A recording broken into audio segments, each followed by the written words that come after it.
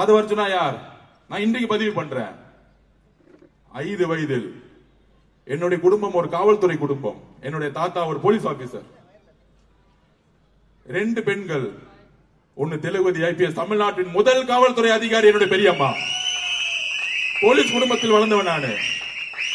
இன்னொரு தங்கை எங்களுடைய அம்மா. படித்து கனவால் ஜெயிக்கணும்னு நினைச்சாங்க. ஆனா என்னுடைய பாட்டி, எங்களுடைய அம்மாவுடைய அம்மா, இல்ல ஒரே கேஸ்ட்ல நீ மேரேஜ் பண்ணு, போய் கல்யாணம் பண்ணு அப்படின்னு சொல்லும் போது அவங்களுடைய கனவுகளை தூக்கி எறிந்து கல்யாணம் பண்ணி வச்சாங்க. போன இடத்துல வறுமை, கடன், பொருளாதார சூழ்நிலை, என் கண் முன்னாடியே தற்கொலையில் இருந்தாங்க. என் கண் முன்னாடி 5 வயதில் என்னுடைய தாயோடைய சாவை பார்த்தவன் நான். 5 வயதில் இருந்து பார்த்தவன் நான். அங்கிருந்து உருவாக்கப்பட்ட தனிமை.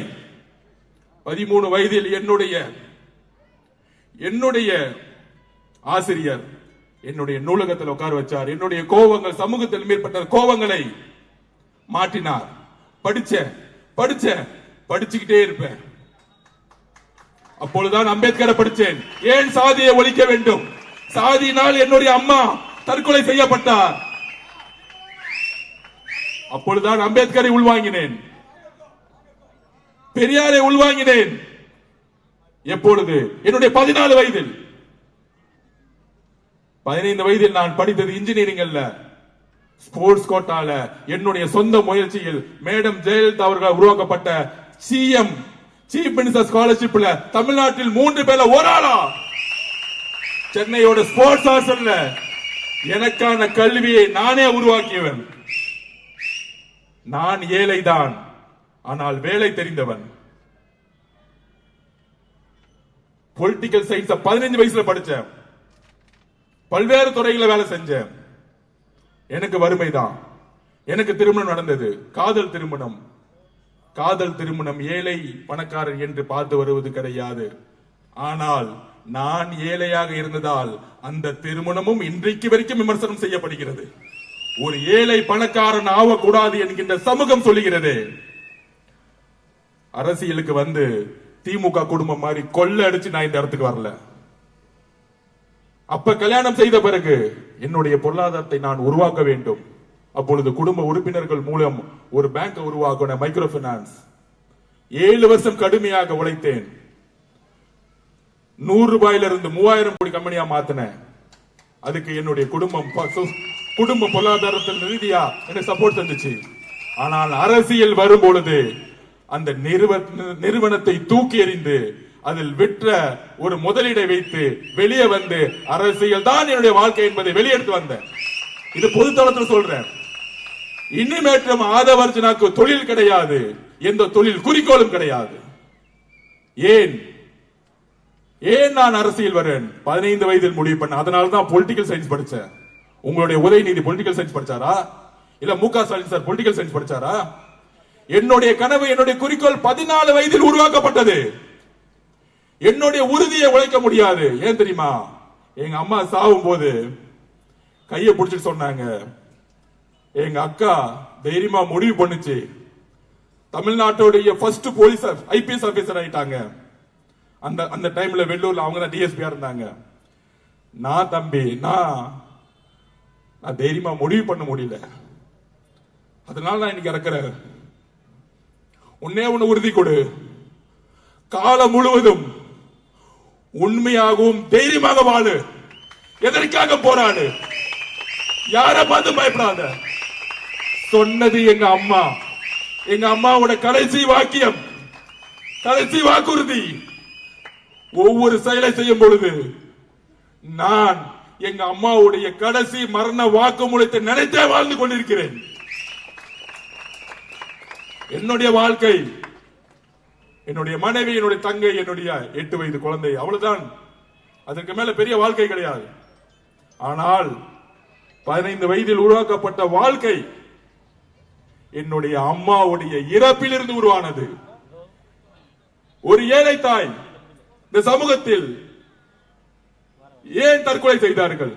அந்த கேள்வி என்னுடைய 6 வயதிலிருந்து உருவாக்கப்பட்டது.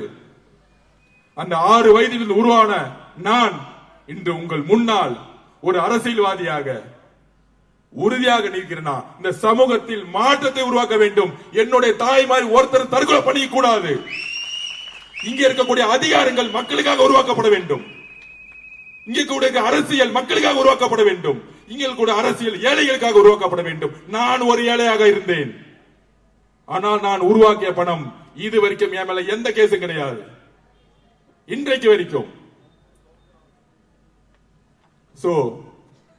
சகோதர தலைவர்களே, என்னை உங்க குடும்பத்தில் ஒரு உறுப்பினராக சேர்த்துக் கொள்ளுங்கள். ஆதவர்ஜுனா சாதிக்கு அப்பாற்பட்டவன், ஆதவர்ஜுனா மதத்திற்கு அப்பாற்பட்டவன், ஒரு ஏழை விவசாய தாயுடைய தற்கொலையில் இருந்து பிறந்து வளர்ந்தவன். எனக்கு என்ன வசதி வாய்ப்புகள் கிடைத்தாலும் 2 துறை தான். ஒன்று அரசியல் பயணிவது, இன்னொன்று விளையாட்டுத்துறை. எனக்கு சாப்பாட்டு கொடுத்தது விளையாட்டுத்துறை. சென்னைக்கு வரும்பொழுது எனக்கு வீடு கிடையாது. சென்னைக்கு வரும்போது 3 வேளை சாப்பாடு கிடையாது. இந்த தமிழக அரசு என்னை தத்தெடுத்தது. அதனால்தான் நான் அரசியல் நுழைந்தேன். விளையாட்டுத்துறை மூலமா தான் எனக்கு ஷூ கிடைச்சிச்சு. 300 ரூபாய் கொடுத்த ஷூ வாங்க முடியாததான் ஆதவர்ஜுனா. அதனால்தான் எந்த சங்கங்களில் ஊழல்கள் இருந்ததோ, ஒரு சாதாரண விவசாயத்தில் குடும்பத்தில் பிறந்து தமிழக கூடைப்பந்து சங்கத்தில் நான் போட்டியிட்டு பிரசிடென்ட் ஆன இந்த இந்தியா நாட்டினுடைய தலைவரா உயர்ந்து நிக்கிறேன். பணம் இருக்கு, பெரிய வசதியான குடும்பம், ஃபாரின்ல சுத்தினது கிடையாது. என் பாஸ்போர்ட் எடுத்து பாருங்க.